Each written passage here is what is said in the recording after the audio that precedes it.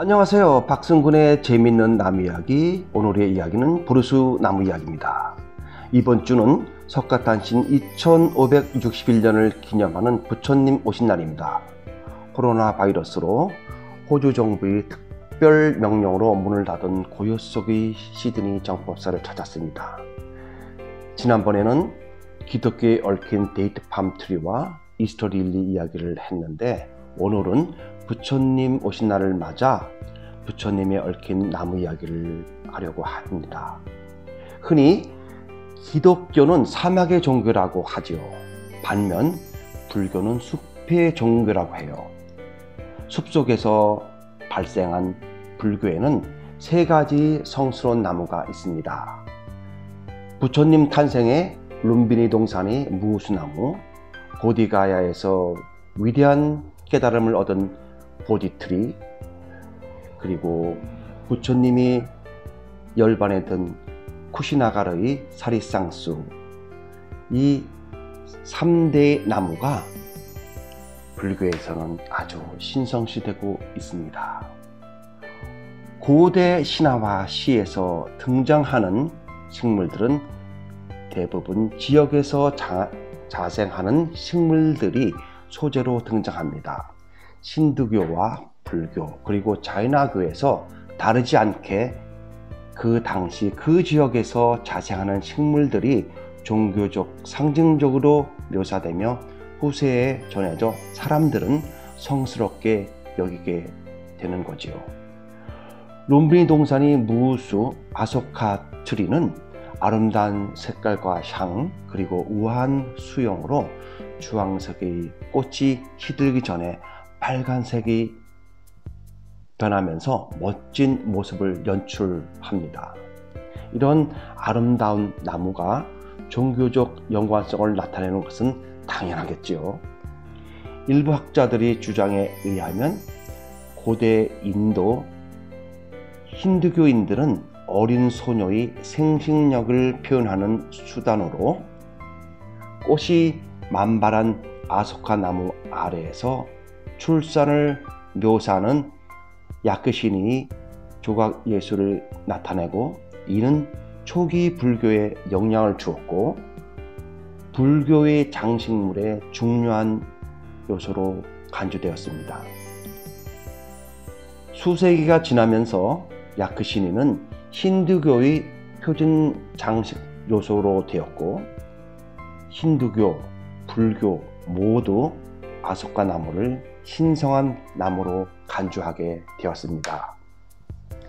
부처님이 사리쌍수 아래 열반이 든 나무로 살츠리라고 불리는 사리쌍수는 고대 인도 지역의 광활한 지역에서 건축용 목재로 널리 사용했던 나무입니다. 힌두교 전통에 의하여 광장과 주요 지역에 동서남북에 반드시 2주씩 심었던 사회적 규칙에 의하여 쌍수라는 별칭이 붙었던 것입니다. 직선으로 자라는 우람한 성질의 목재의 재질이 단단해서 토목 용재, 건축 용재로 흔히 사용했던 나무입니다. 습한 지역에서는 상록이지만 건조 지역에서는 2월에서 4월 사이에 낙엽이 떨어지고 다시 4월에서 6월 사이에 새로운 잎이 나는 성질이 있지요. 부처님께서 인멸하신 2월 15일은 살찌리 낙엽이 무수하게 떨어져 나무가 앙상했다는 기록을 볼 수 있습니다. 부처님 인멸 기간에 사리쌍수의 모든 나뭇잎이 떨어져 산천초목도 슬퍼했다는 신화적 해석보다 당시 기후가 무척 건조하지 않았나 하는 생각을 해보았습니다. 이후 후세 사람들은 이 살추리의 짧은 개화 기간과 낙엽은 무의미히 빠른 영광의 상징으로 사용하고, 부처님의 핵심 사상인 시작이 있으면 끝이 있고 영원함은 없다는 부처님의 가르침을 보여주는 나무로 숭상하였습니다. 이 나무의 목재뿐 아니라 잎으로 식기 재료인 접시를 만들어 자연 접시를 만들어 사용하였기에 인도 지역에서는 플라스틱과 스티로폼의 사용이 억제되었던 이로운 점이 있었습니다. 이렇게 불교에서 숭상되는 나무들 중에 모든 불교인들이 더없이 성스럽게 여기는 부처님께서 정각을 이루신 보리수 나무로 주제를 잡고 오늘의 이야기를 전하려고 합니다. 보리수의 학명은 파이커스 렐리지오사입니다.